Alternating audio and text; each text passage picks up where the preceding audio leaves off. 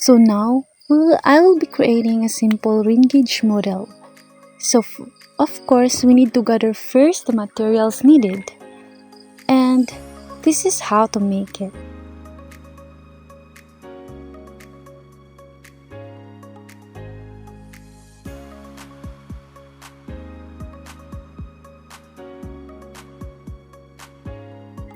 As we all know, measuring rainfall is important because it tells us how much rain falls in an area. This helps us know if there's enough water for crops, drinking, and other needs.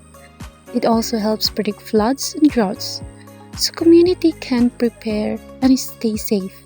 Plus, by keeping track of rain over time, we can learn about climate patterns and make smart decisions to protect our environment.